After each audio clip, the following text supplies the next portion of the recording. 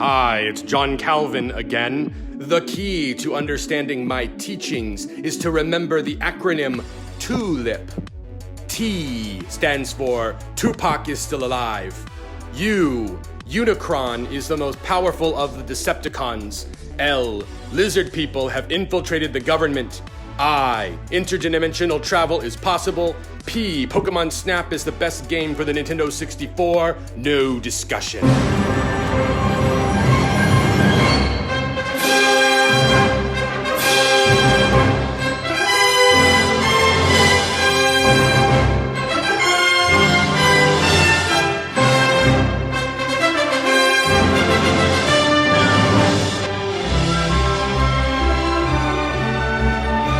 Hello, and welcome to Masters of Divinity. I'm your moderator, JP, and I'm here with Father Chuck. John Calvin. John Calvin is here to talk about the truth, the real understanding of all things Christianity. I don't know why he doesn't sound French, but the Dovahkiin himself, the Dragonborn of the Reformation. Instead of fuss do ra, it's like predestined. This is such a deep cut. Like our audience right now has to be people who like know what Calvinism is and Skyrim. That is a niche audience. I actually don't think it's that much of a niche audience. No, I don't think. I would imagine that let me put it. If you are a Calvinist who plays video games, you probably played Skyrim. That's all I'm saying. That's probably true. So in case you haven't noticed, we are going to be talking about Calvinism today. This is it's going to be interesting. Yes, and if you allow me to interrupt, sorry, JP, is part of the reason I know why we're doing this is because if longtime listeners will know that occasionally we have made little digs at Calvinists, and we figured we would just lay it on the table, right? I mean, it'd be probably good for us to have had like an actual Calvinist on, but as we'll talk, that's often very difficult. I mean, we may have to have a Calvinist on after this episode. It's true. They may not let us not have one. That's very true. I've already seen, and I don't know if you noticed this, Chuck, but the comments on our Facebook page, people are looking forward to this and hearing your thoughts. I know. I'm nervous. Oh, well, don't be. It's going to be fun. Funnish. I don't know. Funnish. I don't think our beards are full enough to be really good authorities on this. And I finished my iced coffee, and I don't have a craft beer with me to properly get into the headspace. But I mean, it is 10 in the morning. Where does the craft beer thing come from? I didn't even know that until we started talking about it a couple of years ago. Well, that has to do with I think the Babylon Bee is the big which we gave a little bit of a shout out to in our trailer. Hell yeah. The Babylon Bee has done a lot to perpetuate this meme that Calvinists are long bearded white guys who like craft beer. And the thing is that I think back to our college days, that stereotype was already back then. They like to go out and have beer and just talk theology. That was like their thing. The Calvinists I hung out with would like throw a Bible at you if you came home smelling of booze. Yeah, there were. Well, we'll get into it. We'll get into it. We'll get into it. Yeah, all right, let's talk Calvinism. So Chuck, what is Calvinism? Well, that is a big question, actually. So Calvinism is also sometimes just synonymous with Reformed theology. So a little bit of history. Martin Luther set off the Protestant Reformation when he nailed, according to tradition and legend, the 95 Theses on... Right, it was basically a tweet storm. Yeah, on the door of the church in Wittenberg, which historians doubt he actually did that. But yeah, I mean, he may have, but he also probably mailed his statements around to different people. But or distributed because they wouldn't have had mail. But anyway, whatever. So he kicked off the Reformation. And what Luther was attempting to do was he wanted to do some renovation work in the Roman Catholic Church. He had read the Bible. He felt that that the failure or the unwillingness of the Roman Church to allow the Bible to be translated into the vernacular languages of the people was a problem. And so Luther began a process of challenging and questioning a lot of things in the Roman Catholic Church, but he considered himself a Catholic throughout his life, and from what I understand, and was not necessarily interested in starting a new church. He just wanted to see the Roman Catholic Church change. I mean, eventually, later in his life, that for himself changed. But I mentioned Luther because along came a group of reformers, particularly in Northern Europe, like in Switzerland and other places. People like Ulrich Zwingli and others who felt that Luther had not gone far enough. And so they began what historians call the Radical Reformation, where they began to just really throw out more and more of the history and traditions of the church, and just to really try to remove themselves as much as they could from the Roman Catholic Church, which, to be fair, is not necessarily without merit, because the Roman Catholic Church, even Roman Catholics today will say, the Roman Catholic Church of the late Middle Ages was a very exploitative and sometimes oppressive system. And had largely abdicated its moral authority and was much more interested in political power and things like that. There was still some good work going on, good theologians around at the time, but the late medieval Roman Catholic Church was still, it was not a kind of inaccessible. Yeah, and it wasn't really like the best, right? I mean, there was a lot of abuses going on.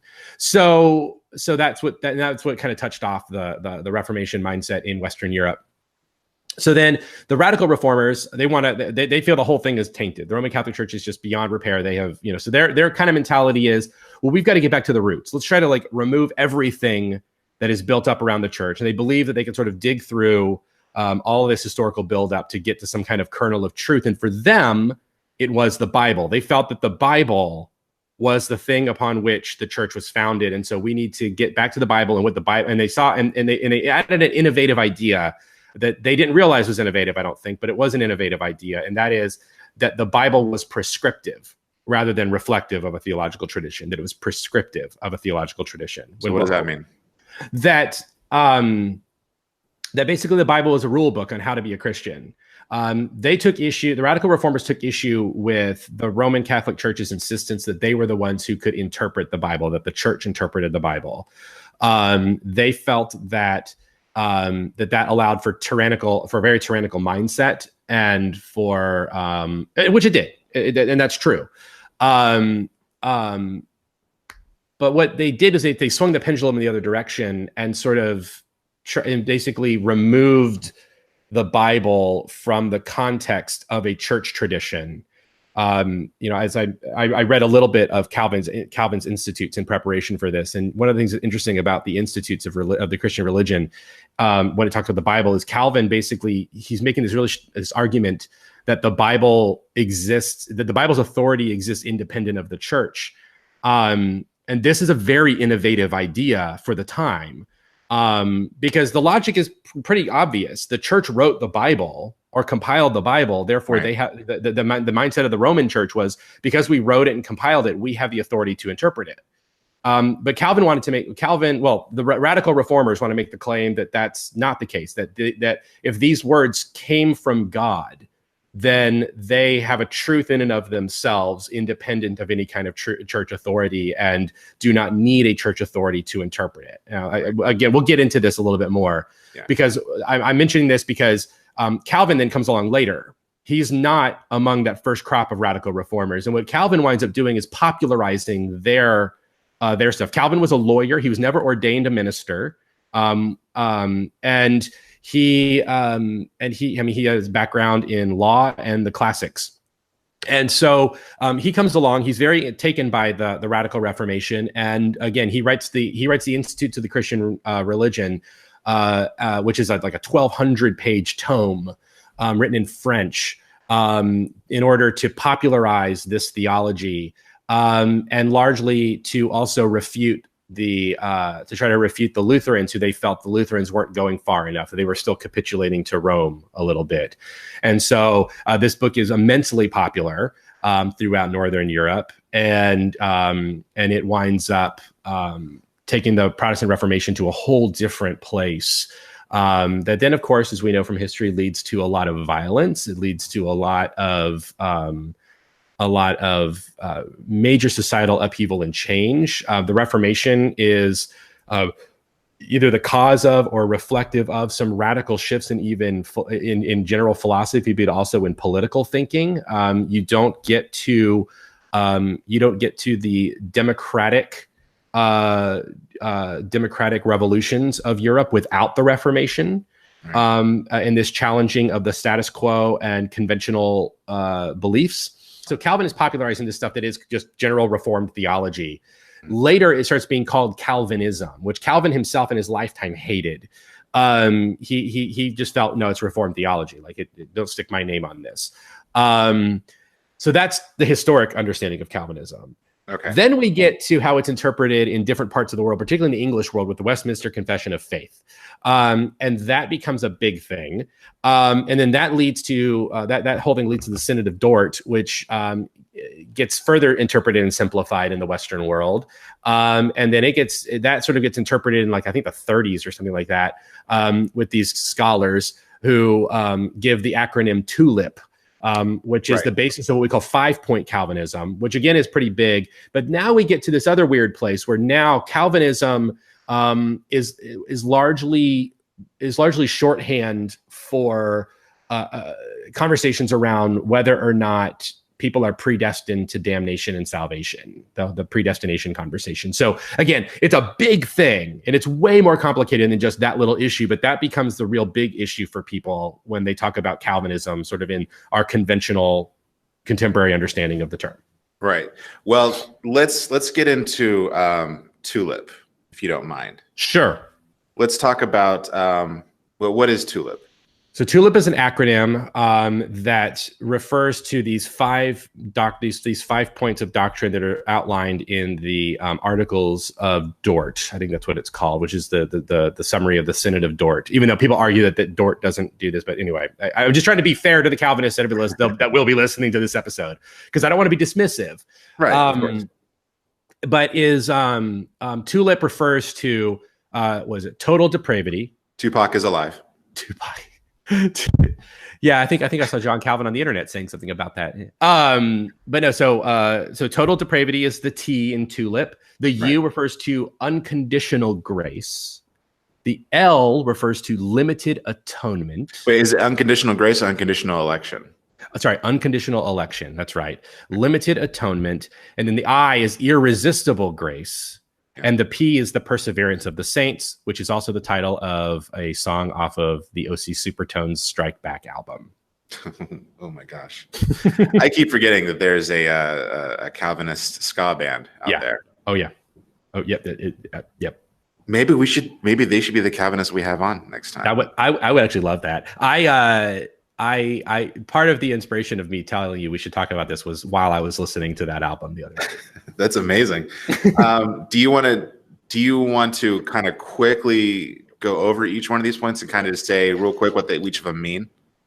I mean, as with all things in the Calvinist world and theology world, sure, I want to do that, but with the caveat of knowing this is how we understand them to be, or how we think most people interpret them from our experiences. Because again, I've known several Calvinists, and they're very quick to basically chime in and actually people, like actually total depravity is about blah, blah, blah. So hey, where do Calvinists get their water? Where? From a well, actually. Oh gosh, from a well, actually. Total depravity. It's the idea that humans are totally and completely depraved, that because of Adam and Eve's sin, we can do, as Calvin himself writes in the Institutes, all we can do is evil. We cannot do anything good. Everything that we attempt to do is evil. And that includes choosing God or accepting God's grace. Well, I mean, you can't take according to them, right? Well, yeah. According to total depravity. That's where, I mean, this is where things are going to get interesting in the conversation, because it's tough. Some of the stuff just doesn't seem to me to stand up to logic or hot take. the scriptural tradition. But Okay. But the idea, so the broad strokes idea, tulip, or total depravity, humans are completely evil, incapable of saving ourselves. That's really what it comes down to. We are incapable of saving ourselves. Calvin would even say we're incapable of doing any good, which I don't know how he would explain like Gandhi, but fine, whatever. Yeah. We are incapable of doing good on our own. What about unconditional election? What does that mean? Unconditional election means that, and this one's a little more complicated because this gets into the idea of election. And election refers to God choosing people for salvation. And so the idea is that when God chooses or elects someone for salvation, there are no conditions on this. So like, it's not like God's going to say, oh, you're better than this person, so therefore I've chosen you. It's all to underscore the idea, again, that we are incapable of doing anything to earn our salvation. Right. And so God chooses because God, again, it comes out of a really rich and strong understanding of what we call the sovereignty of God, that God is completely sovereign and God can free to choose whatever God chooses. And so because of that, God chooses because God chooses. And so there's nothing that we've done to earn that. There are no conditions placed on it. God chooses because God wants to choose. All right. And then there's irresistible grace, which means, well, you forgot a limited atonement. Oh, limited atonement. Yes. Sorry. So limited atonement is this is where things get really, really controversial for people. And that is the idea that that only some people are saved, that when Jesus went to the cross, he did so only for the elect, not for everyone, but only for those to whom God has chosen to save out of all time and space. So it is not a liberal atonement. It is limited. It is Jesus's work on the cross only applies for the elect. Okay. And then we have irresistible grace, which means you can't resist it. When it happens, it happens. You have no choice in the matter. And then the perseverance of the saints, which means that once you're saved, you're always saved. You can't lose your salvation. Right. Which is something I mean, I've kind of heard throughout like my entire life, which is, I think a lot of people believe that who weren't Calvinists. Right. I mean, that's a pretty classic reform. I mean, even Luther is big on that idea because the Catholic Church, particularly the Middle Ages, tended to have this idea that you could fall out of God's grace. You needed the life of the sacraments in order to maintain God's grace on you. So, take communion all the time, go to confession, pay your indulgences in particular at that time. Mm-hmm. And that, again, that's really the issue here, is that the Catholic Church, in some ways, had developed an almost buy your way into heaven mentality. And that is the sort of thing that Luther and others were really critical of. And they were trying to bring this core theology back to say, no, it's about the grace of God. Salvation doesn't happen by anything we do. It's only because of Jesus. And so that's really the heart of what this is all about. But I think it gets a little mixed up in a bunch of different ways. Okay, cool. So let's kind of move on to a little bit of what I like to call a struggle session. A struggle session, okay. Yeah. I don't know if you're familiar with the term struggle session. No. It has its roots in Maoist communist China. Okay. Which is when they would take somebody who was considered to be an enemy of the people, and they would put them in public, and they would ridicule them. But it's sort of been reappropriated for the internet to be like basically kind of people kind of struggling with opinions. Okay. It's kind of part of the call out culture a little bit, but not really. Okay. It's basically being mad online in a way. Right. Being just so everyone's clear, mad online, not Matt online. Yeah. Matt's not here because he's a total Calvinist and he was very offended when he heard we were talking about it. So he's not here. Oh, he's gonna love that. Yesterday was Matt's birthday, by the way. Drop him a line and let him know happy birthday. And if you're a Calvinist and you have any problems, be sure to direct all your complaints to @the real Matt Wells on Twitter. Yep. So, Chuck, you did a lot of research for this. You read some of the institutes. You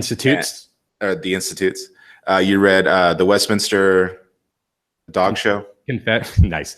Yeah, I did read some of the Westminster Confession. I didn't read all of this stuff, but I read some of it just to refresh myself. I mean, and plus I also have 4 years of biblical studies under my belt and 3-year seminary, so I have a master's degree in theology. So I've been exposed to these things. Right, there's a little bit of that. So let me ask you then: is there anything that you research or what you know that you found that that sort of challenges what you've kind of accepted to be your worldview and how you believe things? Sort of.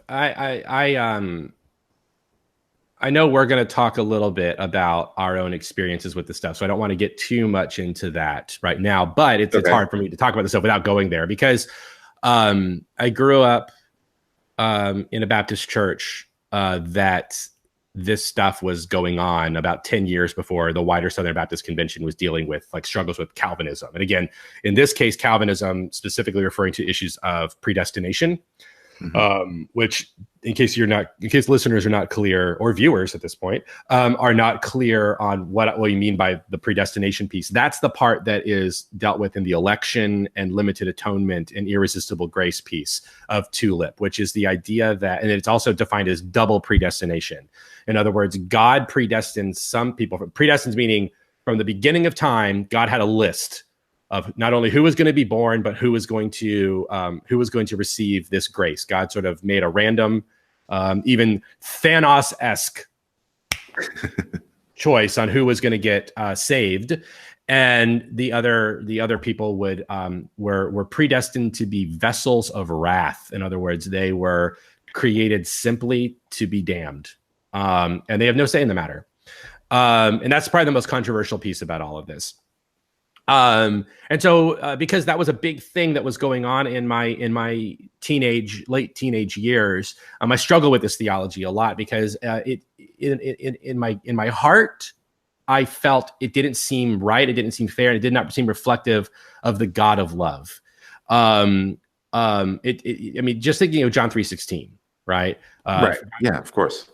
Who, this idea that anyone, right? God loved the world so much that he gave his only son, that whoever believes in him, whoever, right? There's your unconditional, there's your unconditional piece. Whoever, right? There's no idea of like, God loved the world so much, but he sent his son just for this list of people. Maybe you're on, maybe you're not. It just seems to go against, it seemed to go against all of that. But long story short, I've realized that, well, the big thing for me in the Calvinist conversation is the idea of God's sovereignty. And that has had a radical impact on my own theology, because to me, for God to be God, God has to be sovereign, and that for the nature of who God is as a radically unique being that has no parallel in all of or in anything. I mean, God is God, which means God is radically free, and because God is radically free, God is also radically sovereign, or just sovereign in the most perfect sense of the term. And so for me, I believe that. I believe also that because God is sovereign, salvation is something that is not up to us. That's this is stuff that comes out of the New Testament. So this isn't just from Calvin, but it influenced my thinking around my feelings of salvation. That I think it's true. We don't choose our salvation. I think that because, I grew up with the whole idea of a sinner's prayer, that you have to pray to receive salvation. Right. Yeah. And I've started to think more and more about how is that not what we call works righteousness? How is that not us doing something to achieve salvation?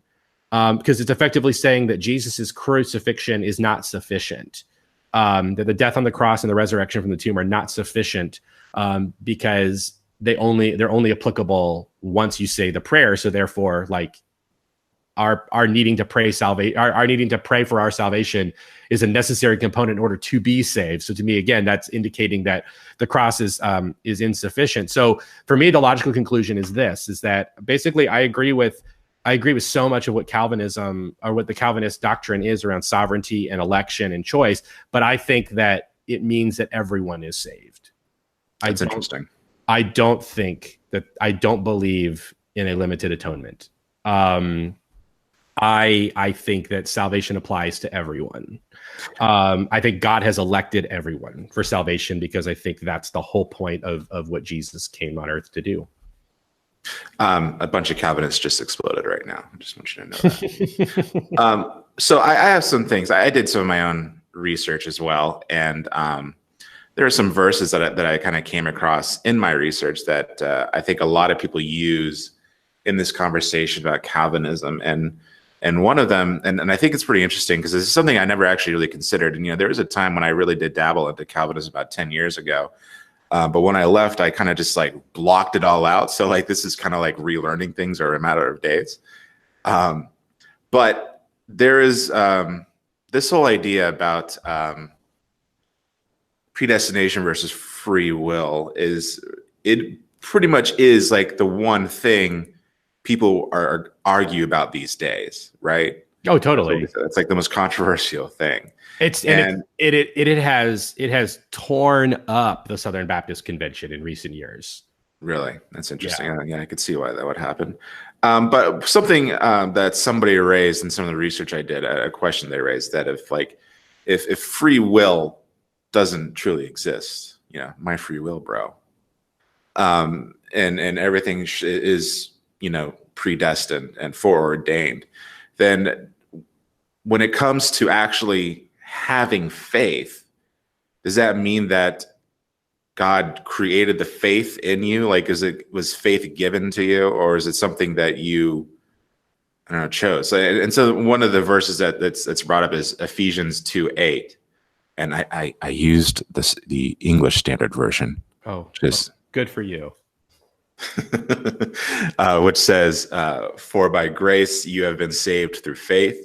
And this is not your own doing. It is the gift of God, not a result of works, so that no one may boast." Yes. So, I mean, what is your opinion on that in terms of like faith? Is it a work? The thing is what Paul is getting at in that statement is that he's truly trying to drive home this idea that we don't save ourselves.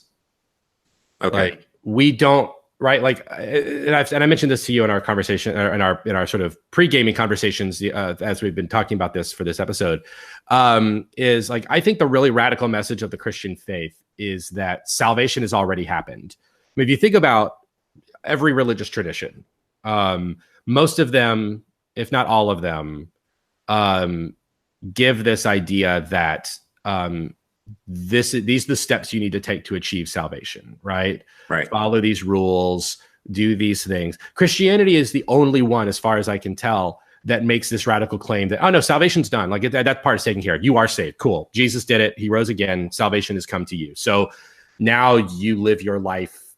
The good news is that you get to live your life as though you're saved. What does a saved person look like? What does that life look like? And I think what Paul is trying to get at is basically to say, on one hand, like, you can't earn it. That's you couldn't earn it. That's why God was incarnate in Jesus, so that salvation could happen, because you couldn't do it yourself. But the other side of it is to say, and so you need to just stop trying to save yourself. That you need to stop trying to do that, because the faith that you have, all of this is what God has given us in order to be able to live into this life now. It's not, and it's not so you can boast, right? I mean, and this is the piece that, just as an aside, in my experience with a number of Calvinists, is that this idea of election tends to, and this is going to be bold, and this is going to irritate some people, I think, and it's going to rub them the wrong way. But I've seen where this idea of election has led to an arrogance, a boasting. Oh yes. I'm elect, I'm chosen, so therefore and what Paul's really interesting in is this piece of, this was all done so you can't boast.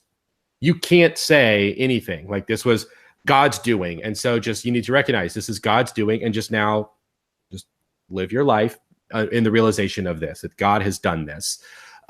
Be humble, right? Because this is what God has done. You haven't earned this. And so I think that to me, that's what that verse is, that passage is about in Ephesians. It's not I mean, but the flip side is Calvin himself says in the Institutes things like, the Bible makes perfect sense. You don't need the church to understand the Bible. The Bible speaks for itself.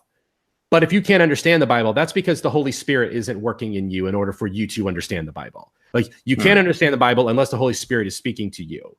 And so it becomes this very circular thing that is very odd. But it's, again, it's his interpretation that comes out of this passage of things like in Ephesians and others, to say that you only have it because God gave it to you. And again, that just feels wrong to me, in the sense of it being like, it only makes sense if universalism is the case. The idea that everyone is saved. When it becomes a situation where some are and some aren't, that doesn't seem just to me. That doesn't seem like the justice of God. And it seems to counter the whole thing that we see in the book of Revelation of the vision of the New Jerusalem and all the nations coming in and bringing their glory into the New Jerusalem. So yeah, anyway, I know I'm kind of rambling here, but no, that's fine. I think people want you to ramble in this episode. Yeah. But again, I think Paul's big point is to say, like, look, you didn't earn this. You couldn't earn it. God did all this stuff for us. So stop being So on one hand, don't be arrogant. On the other, stop trying to save yourself. It's just, it's a redundant action because you don't need to do it anymore. Salvation has happened. Just let it be. Right. Well, how about this one, Chuck? I got another one for you. I'm gonna pitch it to you. Sure. John 6:38 through let's say 40. All right. Let's say it again. John, what? 6:38 through 40. Okay, I've got my Bible here, and I want to read along with you. You don't want to read from the English Standard Version? I don't own one. By the way, that shelf, viewers, right there, that's all Bibles, baby. That's all Bibles. It's a nice little Bible collection you got going there. Yeah. Okay. John 6:38. 38 through 40. I mean, I have a passage written down here in the English Standard Version. But if you want to, can you please let the listeners and viewers know why we're talking about the English Standard Version? The English Standard Version is like the modern day Calvinist John Piper follower Bible, because it's considered to be the most literal translation ever. Aside from Young's literal translation or the New American Standard Bible, which is what I used back in the day. Right. I mean, it's the ESV is pushed very hard in Reformed circles. I don't know if it's still the case or if there are more. I mean, I'm not trying to speak for everybody, but I remember back in my day when us kids were Reformed theologians, we were very much into the ESV. So that's why I keep bringing it up. Yep. Sorry. I some people are having an emergency. Well, and also I think John Piper really, really backs it too. And John Piper is a very prominent figure in modern day. Yeah. Anyway. So what's the verse? Pitch it to me. Okay. So, for I have come down, this is Jesus, by the way. Okay. For I have come down from heaven, not to do my own will, but the will of him who sent me. And this is the will of him who sent me, that I should lose nothing of all that he has given me, but raise it up on the last day. For this is the will of my Father, that everyone who looks on the Son and believes in him should have eternal life, and I'll raise him up on the last day. Okay. So Calvinists. So you're saying that Calvinists claim that this is a verse supporting limited atonement? Yes. Yeah, because in John 6:44, this is sort of, it kind of caps off, no one can come to me unless the Father who sent me draws him. And right. So yeah. I mean, it's hard for me to enter this headspace because as I read it, it's just sort of like, what does this say to you? Because Calvinists, this is a big thing for them. Because even then, like I said, John 6:44, no one can come to me unless the Father who sent me draws him. Boom. Right. I feel like for me, here's how I just see this stuff. Like, and I'm not trying to like, I don't read it like with like, oh, what do the Calvinists say? Like, I've got a few of those verses because they were proof texted to me back in the day. But how I read it, and I can't read it any other way, is that Jesus is basically saying like, everyone who comes to me is saved, like whoever they are, like everyone, like I just say everyone, like I just there. It's because I think so. Like everyone, here it is. I think that every human being somewhere deep inside has questions about God, the afterlife, all of that. Some of us deny it. Some of us become radical atheists. Some of us sort of become sort of apathetic about it, sort of like, I don't care, whatever. Some of us become, more positive to that. We call that agnosticism, where it's sort of like, whatever happens. It could be anything. But I think that everyone has these questions at some point in life. And I think that those questions are put in us by God. And I think that as we pursue these things, and as we are seeking and finding that, like, that's part of God drawing us to Him. And if the Calvinists are right, and I think there's some truth to this, that I don't know that I would say we're totally depraved, but I think that, and I know this is probably not the most politically correct way of putting it, but I do think that we are in a sense handicapped in our ability to fully understand God and God's love because of sin. But I think the grace of God is that He understands that handicap ability. And so for me, the salvation question is this, or the salvation issue is that there's two things going on. There's the conversation of what we do in our life now, and there's the conversation of what happens after we die. Calvinism is predicated on a particular worldview that isn't necessarily biblical. And that is that when we die, we either go to heaven or we go to hell. That is not biblical. What happens when we die? Yeah, the Bible's worldview, because it's a Jewish worldview, is that when we die, we go to Sheol, we go to the grave, we go to a place, or Hades in Greek, which we've in English and other languages sort of interpreted as hell. Hell does not show up until after Jesus returns, and there's this language about casting the false prophet and the beast and all these figures into hell. What happens is we go down to the grave. Now, some people experience the grave as a place of suffering in the Bible. Some people experience the grave as a place of rest and refreshment. The Bible is actually pretty inconsistent on this. But ultimately, we go to the grave and we are awaiting the resurrection of our bodies.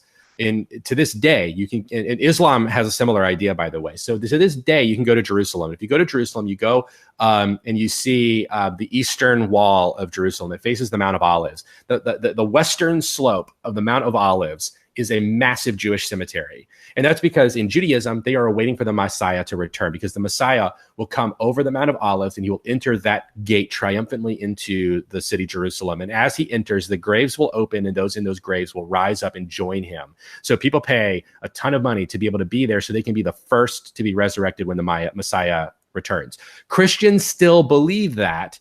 We just believe that we already know who the Messiah is.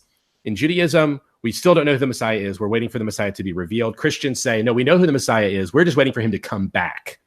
All right. So Christians and Jews have the same theology about this end of the world type stuff, the same eschatology. It's just the identity of who the Messiah is the matter of contention between Jews and Christians. Mm-hmm.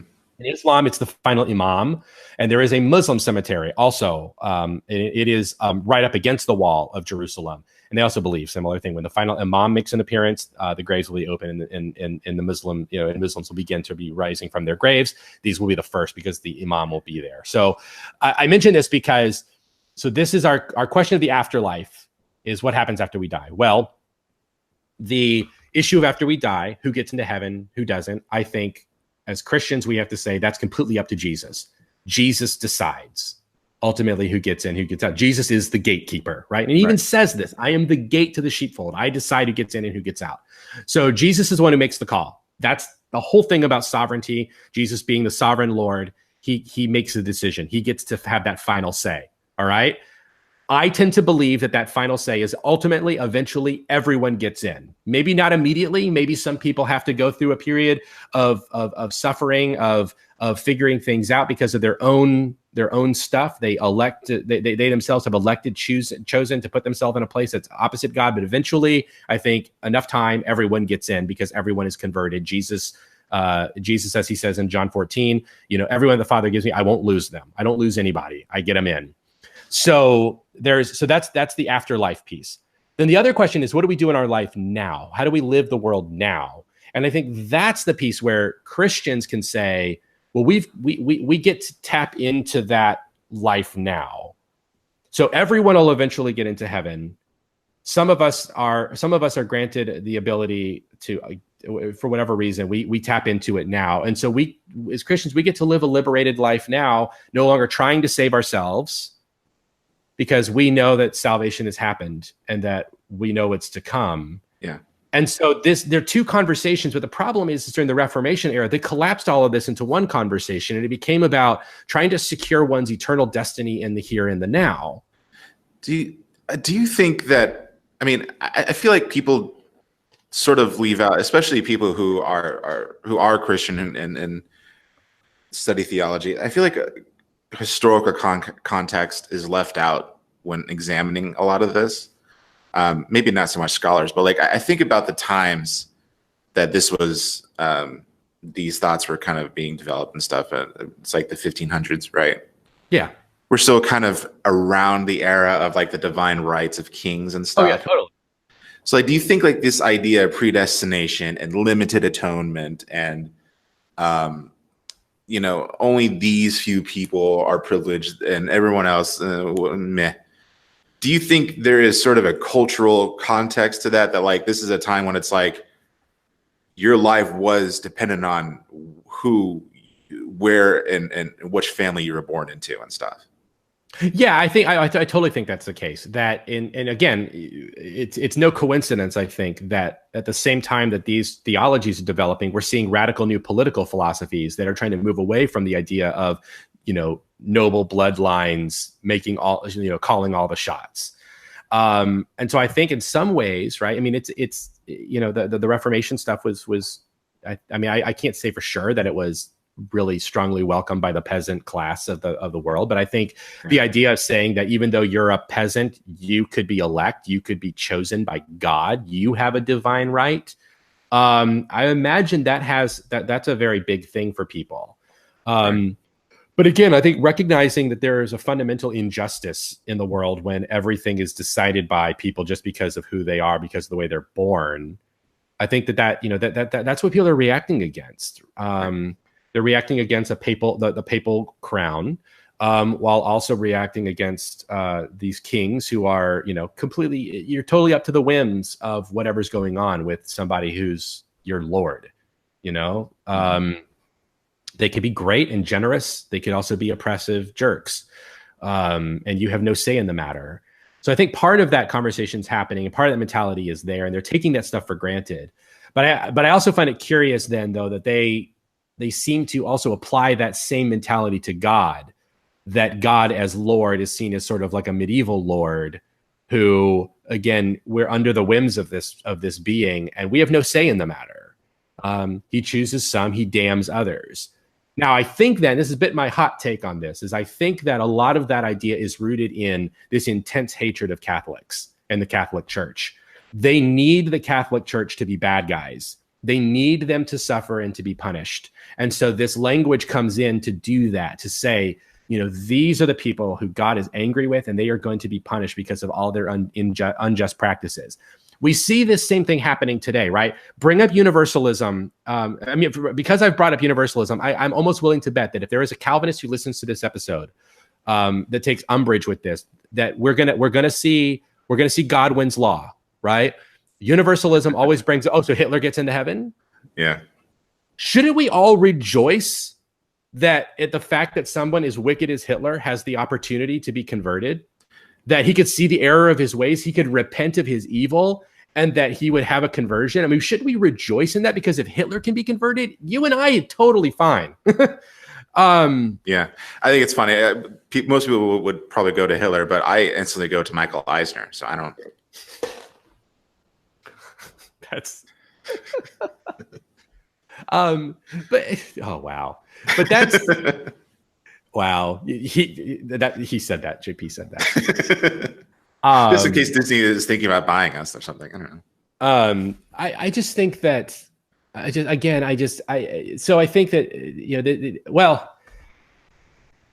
Okay. I also think that Calvinism suffers, that Calvin's theology suffers from the problem of being an interpretation of an interpretation of an interpretation. Yeah. And takes for granted some stuff that like just wasn't factually true. Right. Before we shift gears a little bit, I have a question. I just got a reminder. Yeah. That it's time to post an Instagram meme. Okay. Because it's 11 o'clock a.m. But I have two choices, and we're going to make the decision on camera right now. And I'm going to let you decide, Chuck, which one you want to post. Okay. Do you want to post Calvinist Klein? Oh my gosh, that's fantastic. All right. What's the other option? Or do you want to post Free Will versus Free Willy? The second one is much better. Yeah. Okay. I'm going to post that right now. Okay. So moving on a little bit, I want to ask you about iconoclasm. Okay. Calvinists, let's see, what was my thing? So Calvinism is kind of known for iconoclasm, which means the removal of statues and paintings from churches. Right. I'm interested in your thoughts on this since you're Episcopalian. Mm-hmm. And I've been to Episcopalian church, and there are paintings, there are some ornamentation. I've got legitimate Orthodox icons on my wall over there, some back there, some just off camera. Yeah. Yeah. So, I mean, Calvinists believe that ornamentation is fashion and fashion is vanity. So you had like looting of churches in Lyon and the destruction of religious icons in Zurich. There's a couple of paintings that sort of that illustrate that, and I'll post those while we're doing. Yeah, I tend to and I also have to own up. I have to own up to a bit in my own religious tradition's history, and that is Henry VIII was responsible for the dissolution of the monasteries, and they looted the monasteries in England as well. So it's not just the Calvinists that did this stuff. Iconoclasm was kind of a thing at the time. And I have to say that while some of the monasteries were known for being known for hoarding wealth, and some of the monasteries had a tendency to sort of not really hold on to those vows of poverty that they took. I think the destruction of church art is an unconscionable act, and it is akin to what the Taliban has done in Afghanistan and other places. I always think that is an unconscionable act. Very interesting. And it's something that's kind of spilled over, I think, in 20th century American church, when, it was considered kind of controversial to show Jesus on film. Right. I think part of it too is, I have been influenced pretty strongly by Eastern Orthodox Christianity, which is, a lot of iconography in their churches. And they're very clear about their understanding of icons, that icons are meant to be these written two-dimensional images, carvings and things like that. They feel are akin to idolatry, because again, that is literally what the phrase graven image refers to, as a carved image. And I will say, I've been in some Roman Catholic churches where the way people react to statues and images are very concerning to me. There is a very strange Franciscan practice that happens every year on Good Friday at the Church of the Holy Sepulchre in Jerusalem, where a silicone effigy of Jesus is nailed to a cross and wrapped in a shroud and buried. I know it's supposed to be this reenactment, but it carries a lot of uncomfortable, idolatrous. That's strange. Overtures. I've never heard of that. Yeah, and then the dressing of the infant Jesus in a lot of South American churches, and then there are some definite idolatrous adjacent things that go on in Western Christianity. And if that's the kind of stuff that the iconoclasts are trying to address, I think that's a fair thing to address. But I don't know that destroying everything, I think that's a little radical. Yeah. Of course, as I say this, I can already anticipate somebody being like, well, what are your thoughts on destruction of Confederate statues? And we're not going to go there. That's a whole other I'm thing. For it. Yeah. We don't have to get into it. I'm just saying I'm for it. Yeah. And that's the thing is I am too. But but I think there's a difference between ecclesiastical things and civil things. But Right. I think that the fact that Cromwell, who was a Puritan, who the Puritans are very Calvinistic, even more radical than anything John Calvin I think would have supported. Cromwell, the stuff that he did to like St. Paul's Cathedral in London, again, is unconscionable. I mean, he turned it into a stable for his horses, I think, or maybe it was Westminster that he turned into a stable for his horses, destroyed priceless, beautiful altars and chalices and just beautiful ecclesiastical things.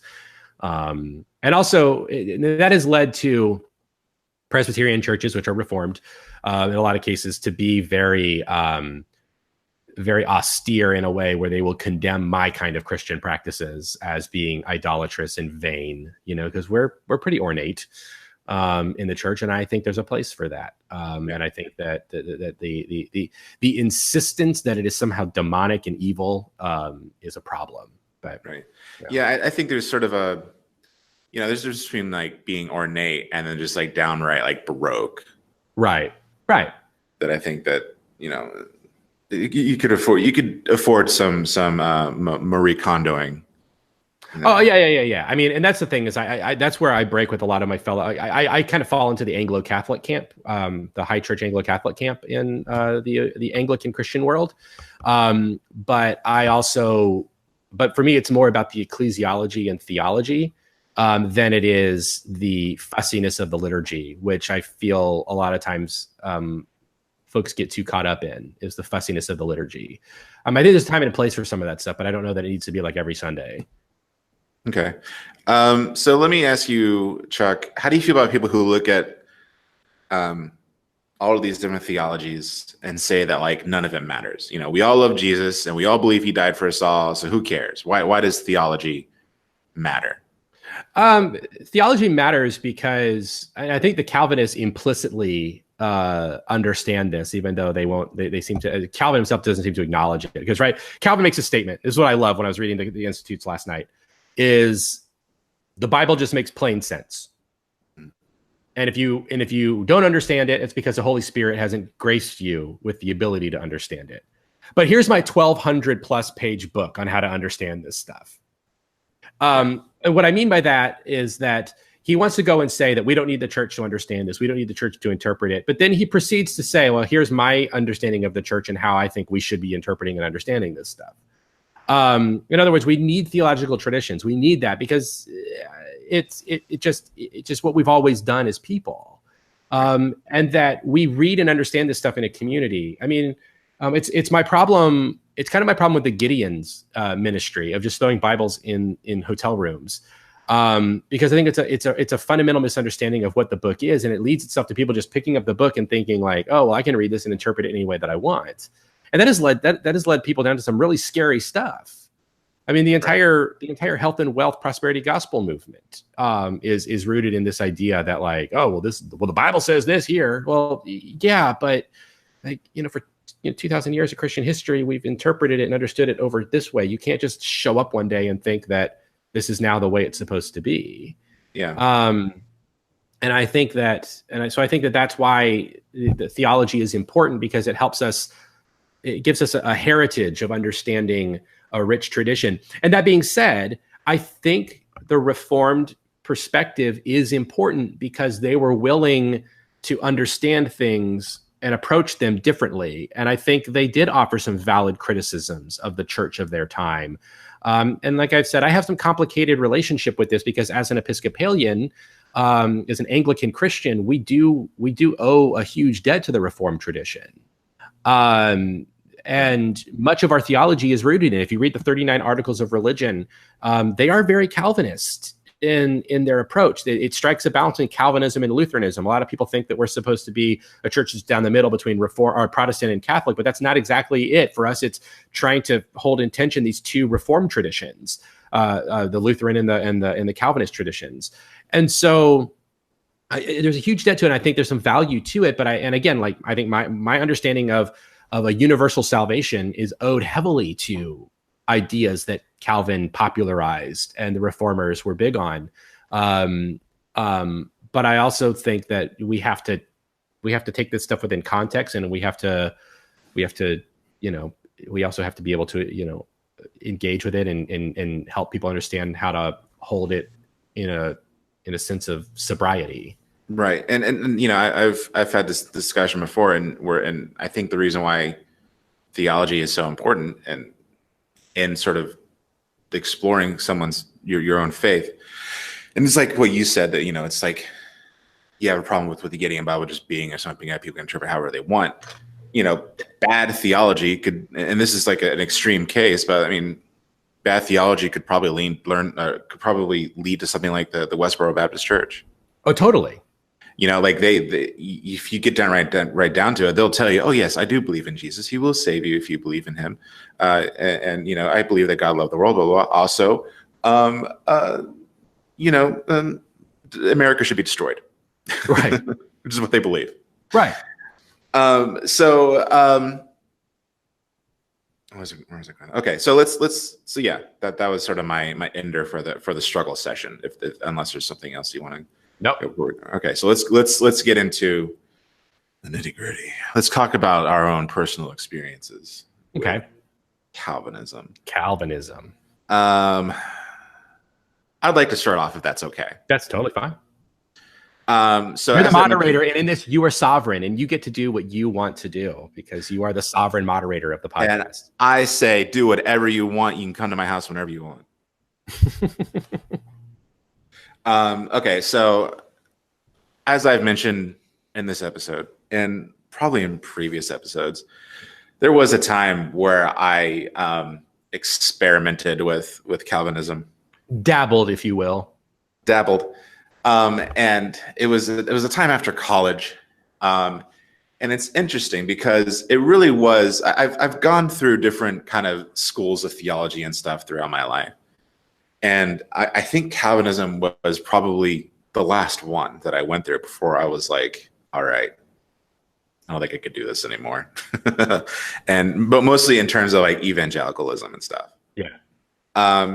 And I think it was the one that had the most impact on me psychologically in a negative way.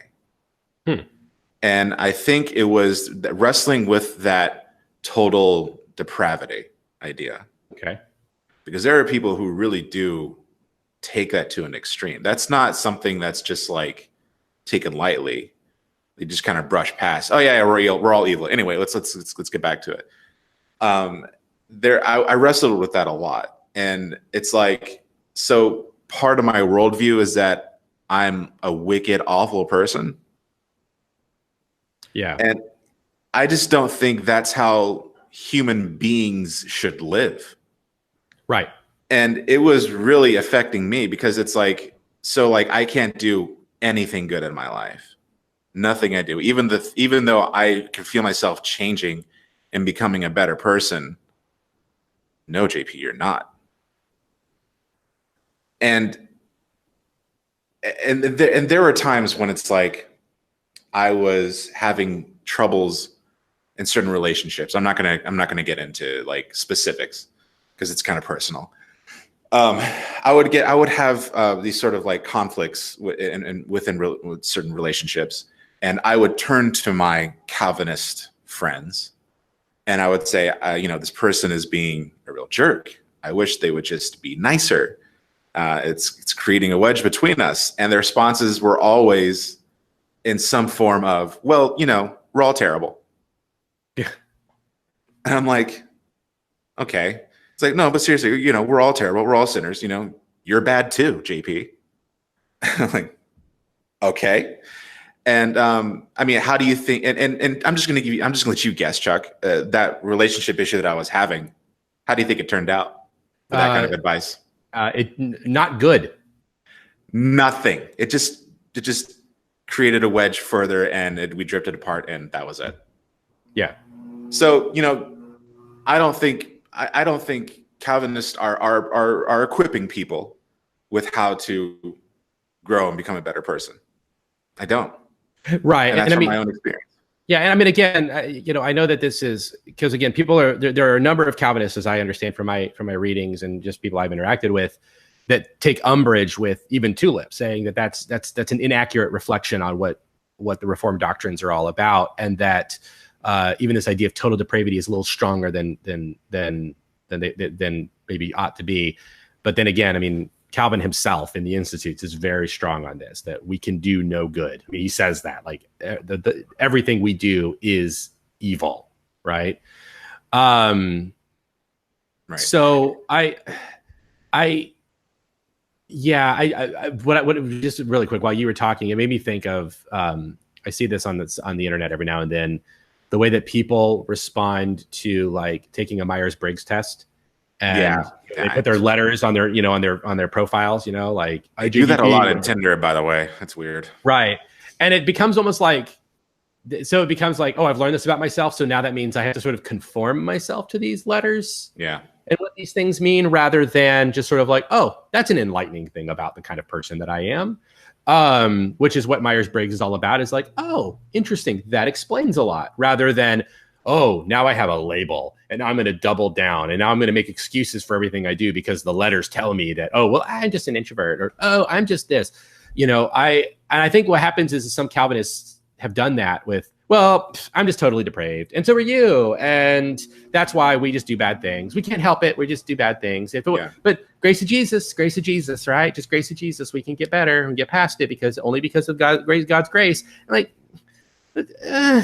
no, we're flawed in our ability to do things, and that even our best is 9 times out of 10 not going to measure up. And we find that all the time, that even like some of the best people in our world have had their issues, and that they have their demons, and they have like things going on in the background that oftentimes can make us think like, ooh, maybe they're not as great, right? But that doesn't excuse the fact that they did good in the world, right, and that there were good parts about them. And I think that's the piece that Paul is getting at in the original arguments that he's making around how we are all impacted by sin, right? For all have sinned and fallen short of the glory of God, Paul writes in Romans. That's basically saying like we all fall short, like we're not perfect. That's all Paul's trying to say. We're not perfect. Every one of us, even the best of us, are still missing the mark. He's not saying all of us are completely wicked, awful people deserving of eternal damnation. Which is exactly what people used to tell me to my face about me. Yeah. To teach me a lesson. I heard people, people would tell me things like that, JP, you are much worse than you think you are. You're not able. You are wicked. You are ungodly. You are an enemy of God.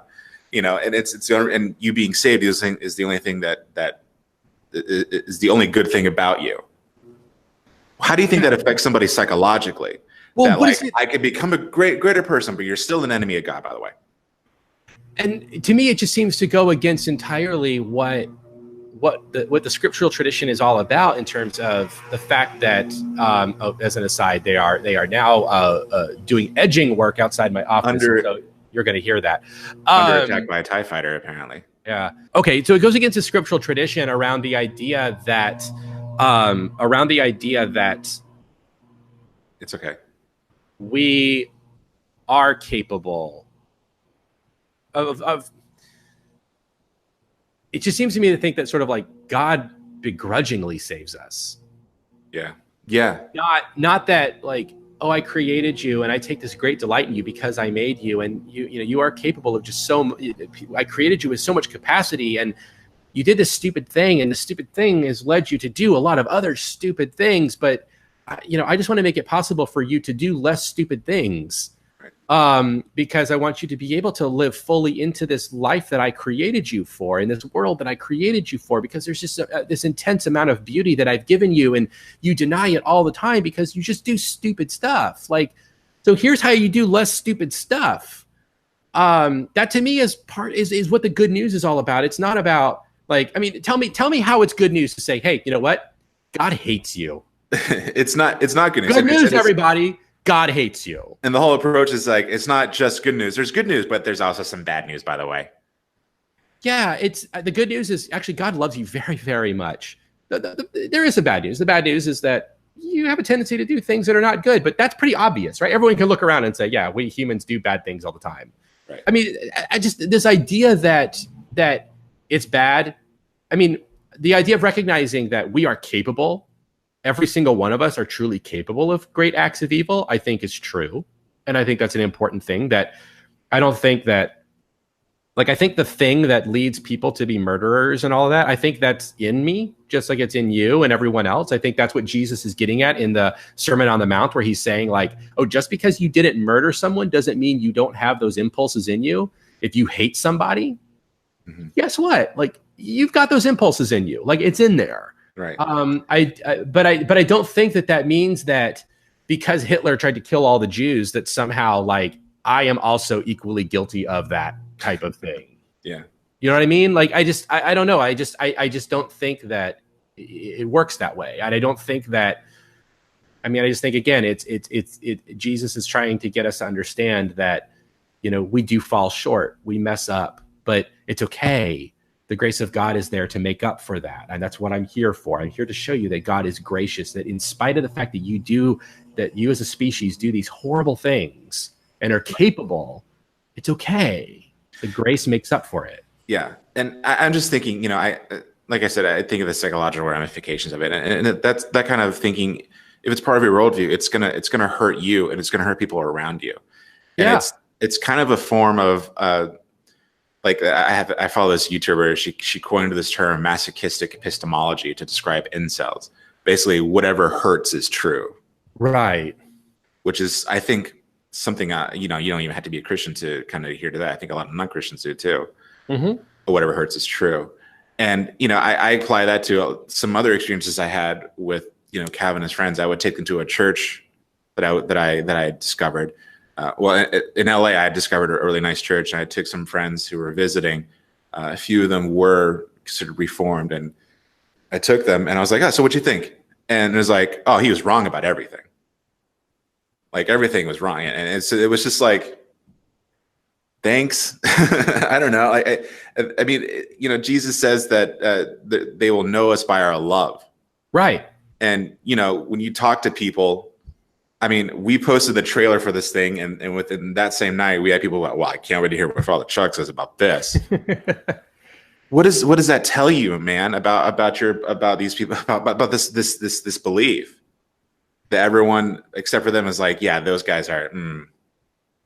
Yeah, I mean, I go back to, so this past Friday, last week, after we recorded our episode on Avatar, Matt and I went to go see Rob Bell in Orlando, and Rob Bell it was brilliant, just so brilliant. I ripped it off for my chapel service the following week, because you have to the book of Ecclesiastes. And so what I did with what I did for my chapel talk on Wednesday for the high school is I said, imagine that you're in a hotel room and you're there for a funeral, and you're really sad and you're really confused and you're really wanting some comfort and some answers. And while you're looking for the book that to call for room service to see like what's around town or whatever, to you know, that little book that they have in all the hotels, you open a drawer and there's a Gideon Bible.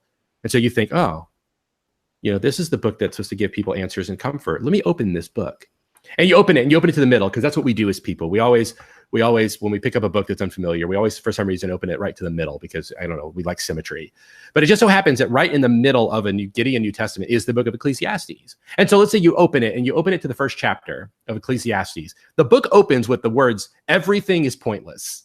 So that starts off the question, okay, well, there's that great biblical comfort that I've been looking for.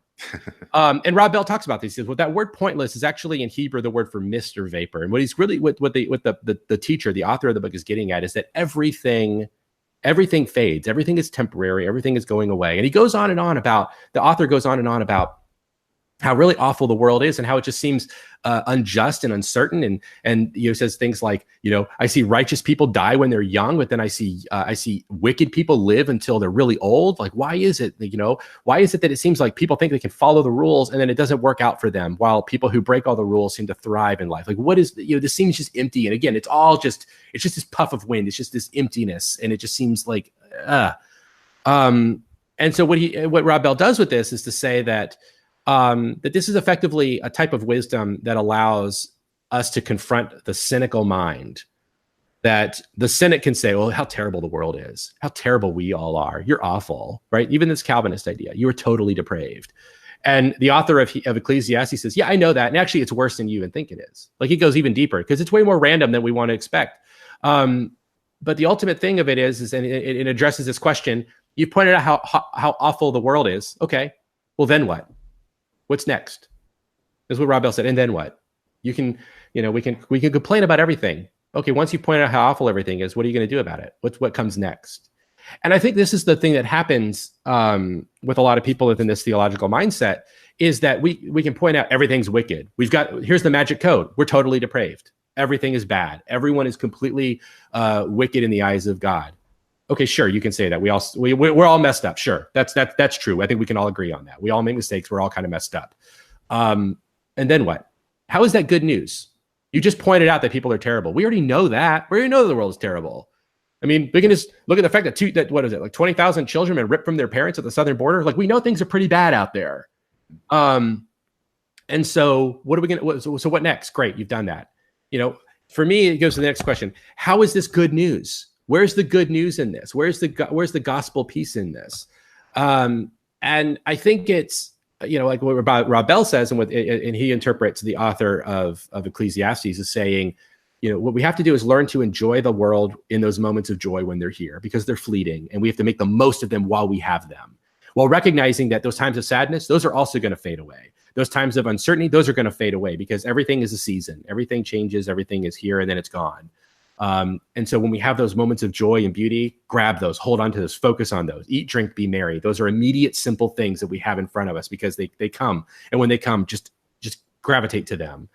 And again, I think this good news piece about Jesus is to say, Jesus is saying, yeah, the world is bad, and we are capable of bad things. We have bad stuff inside of us. Don't think that just because you didn't kill someone, that rage and anger you had when someone cut you off on the road, that's not a murderous impulse. It's there. Let's acknowledge that it's there. But the good news is, it doesn't matter, because what God wants is you, and he's going to do whatever it takes to get you. And in fact, I'm going to come and I'm going to die and I'm going to rise again in order to defeat death, so that the consequences of sin, which is death, no longer apply. It's empty. Death has no power anymore. Death is empty, devoid of its power. And so you don't have to be afraid anymore. You don't have to be afraid of death. You don't have to be afraid of that stuff anymore, because I've saved you. Done. It's taken care of. Now what do we do? Right. Salvation's happened. You are saved. How do you live your life knowing that now? What does that mean, right? Yeah. What does that mean for us? That's good news. To me, that's what makes it gospel, is that it's about being liberated from all this other stuff. It's acknowledging, it's acknowledging that there's bad things in the world. But then, okay, we know that.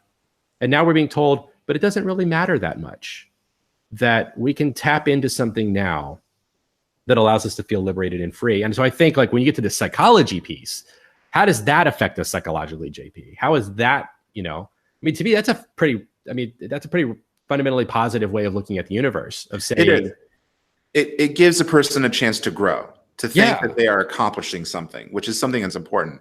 And I know, like, a lot of people, these people who I was researching last night were saying things about, like, how, we live in a culture that idolizes self-esteem.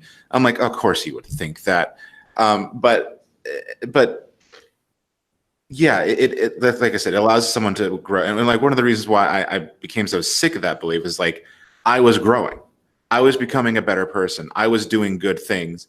And people were very quick to tell me, yeah, but it's not really because of you, though, JP. It's because they're gone, right? Like, okay, well, give me something. Give me something. Well, again, and that's the question you have to ask. Okay, if God is sovereign and God gives us everything, right? If everything we have is a gift from God, which is what Scripture testifies, and the Calvinists would agree on, that if we have anything, it's there because of God. So then why would God give us talents and interests and passions? Yeah, exactly. It's all about, and this is, I think, part of the problem is that we as the church in the West have gotten too far removed from our Jewish roots and have gotten so wrapped up in Western philosophy that we've forgotten that the initial purpose of all this stuff, that, like, going back to the story that's reflected in the book of Genesis, is that God called us to be partners with God in the work of creation. And so because we're called to be partners, God has equipped us to be partners with God, which means that, I don't understand this whole thing about, I don't understand how a Calvinist interprets what Paul's conversation about the body, how we're all parts of the body. Some of us are hands, some of us are eyes, some of us are ears, some of us are these different parts of the body.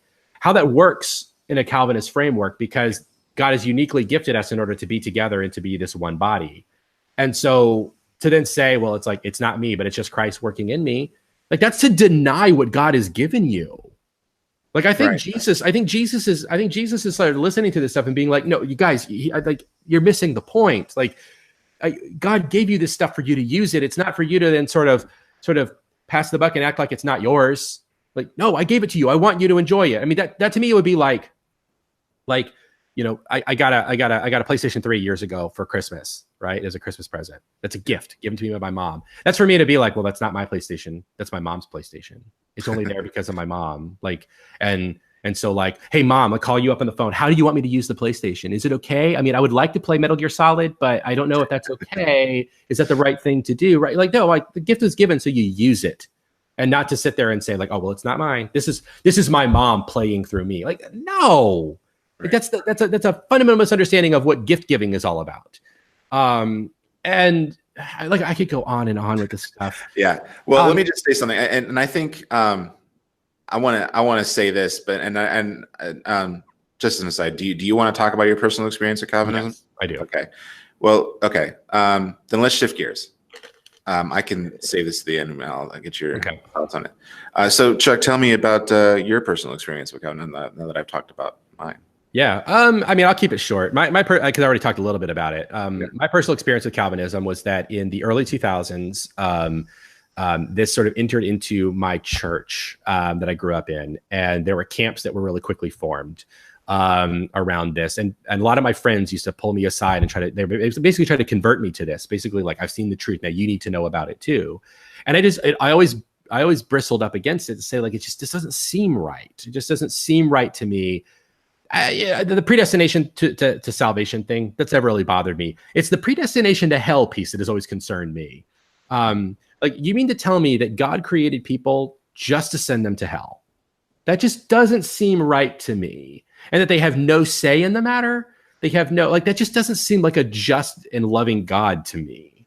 Of course, then the argument is like, well, you're misunderstanding what just and loving is all about, because God's the one who determines what love is, and that's what God's love looked like.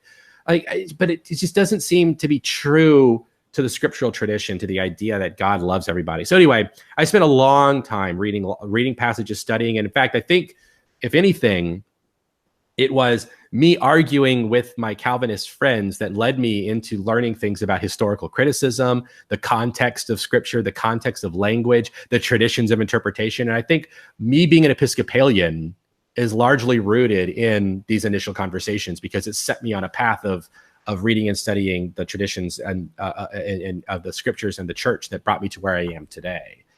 And again, ultimately, I think in some way you could argue I am a Calvinist, because I believe that everyone is chosen to be saved for salvation, or for saved. So I mean, I think it has impacted me, that led me to this. But I know that a lot of my friends who I had these conversations with, if they hear me say this, are going to be completely scandalized that I would come to that conclusion.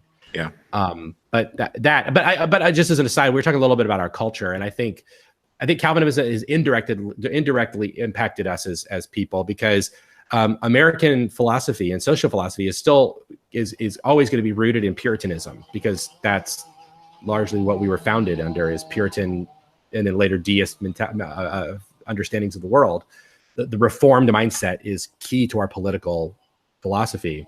And I think that's partly why we see these issues happening in the social media world, where somebody does something bad and we never forgive them for it. And we never let them forget that they did something bad, that we don't let people grow and change. I mean, like, this whole controversy around Kevin Hart hosting the Oscars is, to me, rooted in Calvinistic thinking, even though the people who say it don't acknowledge that. But it's this idea that, he's depraved, he has done something wrong in the past, and it can never really be erased, unless you're somehow special, you're always going to be bad, and we're always going to remind you how bad you are. We're not going to let you grow, I think, is rooted in this kind of thinking. Mm-hmm. Interesting. Okay. Well, so I had a thought while I was sort of toiling away in all these beliefs and reliving traumatic events. That was supposed to be funny. I came to this conclusion in terms of both total depravity and predestination, which is that, I think it's safe to say that we all, to some degree, believe that we are defined by the choices we make in life. Yeah. And if the idea of free will is incompatible with the sovereignty of God, which is what predestination is, then, if our choices don't define us, then who are we? I feel like the idea of predestination not being compatible with the sovereignty of God and taking away that free will, you're taking away not just my ability to kind of mold who I am, but you're taking away me, period. Right.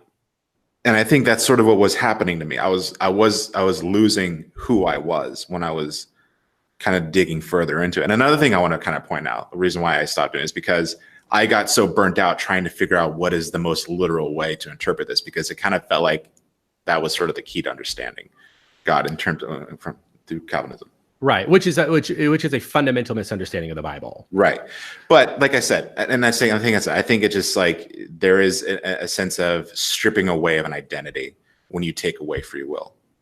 Yeah, and here's my thing is, because I've wrestled with this a lot too, and because again, I've already mentioned, like, I'm a big fan of the idea of sovereignty, and I am kind of on board with the idea of predestination as it applies in a universal sense.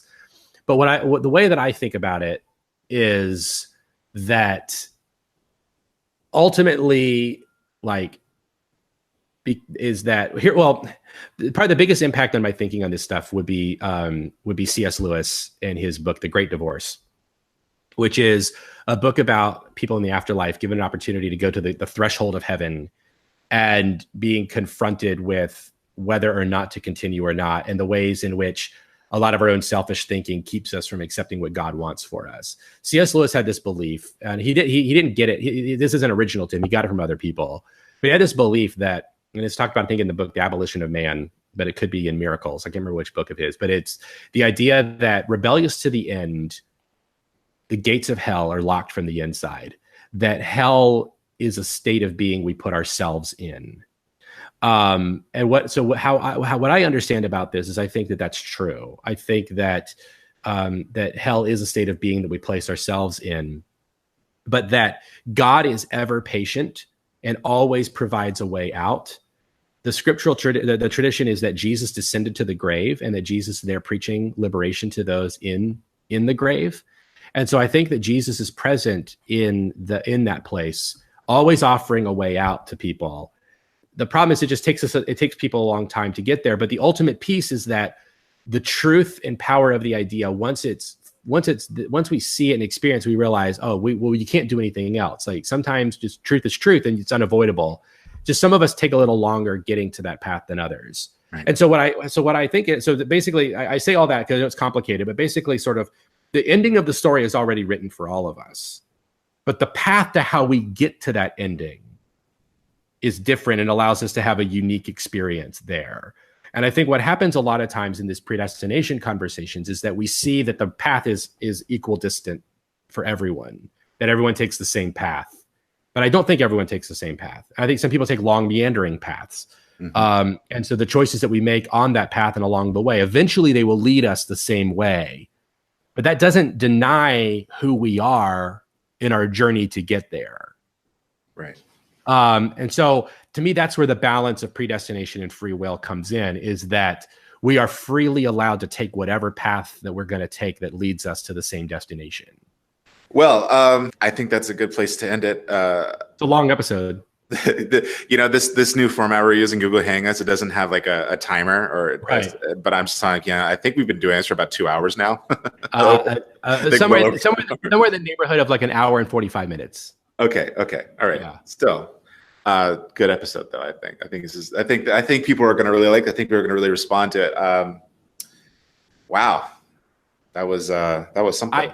I think that, and I hope that we have been generous with the Calvinistic perspective. Right. I think we don't because I think it can totally yield to like, it'd be so easy to be very dismissive of it. And then we get replies of sort of like hashtag not all Calvinists. No, it's all Calvinists, but yeah. Yeah. But I think that I do think that there's some validity to that understanding that it's not all that not all Calvinisms are created equal. Yeah. I've heard of things like, oh, I'm a 3.5 Calvinist or something like. Yeah. Calvinist or something. I don't know. Yeah. And I mean, sure, fine, whatever. If that's the way you want to go, it's yeah. the way you want to go. But like, just as an aside, though, I will say this is the one thing that will probably get me in a little bit of hot water. Is I just did not find that the institutes, what little I read of them, but I did not find them to be nearly as deep as people act like they are. Mm-hmm. Because as I told you before the episode, I see it as this is Calvin's commentary on Augustine, Augustine of Hippo, who himself was commentating on Paul's writings in the New Testament. So you get commentary of commentary, and then you get the Westminster Confession, which is a commentary on the Institutes, which is, so I mean, I find that it's in translation eventually.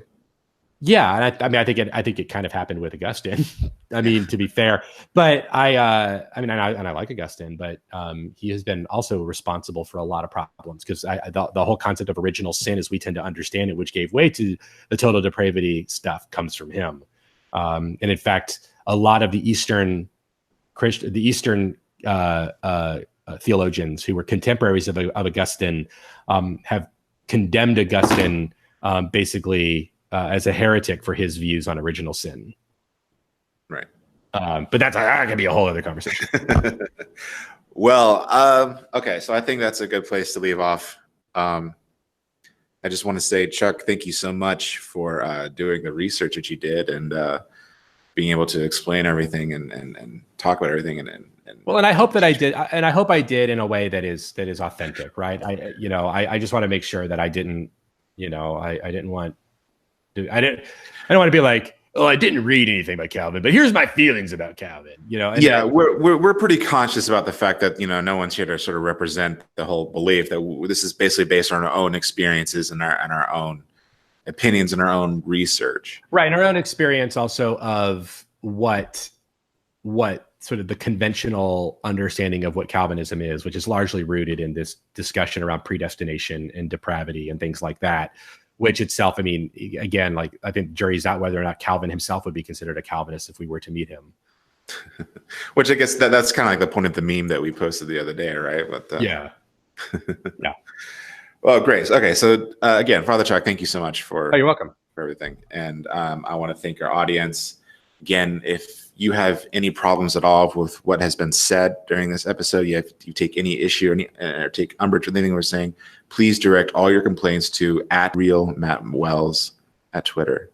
On Twitter, yeah, because he has graciously volunteered to field all of our Calvinist queries. Yeah. So yeah, he is your guy. Yeah, that's also his Instagram. That's also, I think that's even his website with therealmattwells.com. Right. Yeah. Yeah. Just we are in no way throwing him under the bus. He totally vetted this decision. Totally. All right. So thank you so much for listening. Join us again next week and have a wonderful week. Good journey. Good journey. So my friends at the Masters of Divinity have asked me to help. What is this you want me to do? You're wanting me to tell them to subscribe and to help promote the page. But why would I do that? Isn't that predestined? I mean, all things are elected in advance by God. It doesn't make any sense. Could you just do it, please? Oh, okay. Okay, so as I was saying, just please like, subscribe, smash that button, whatever it is you people do to promote this really great page. We would very much appreciate it, even though its success is already determined from the foundations of the earth.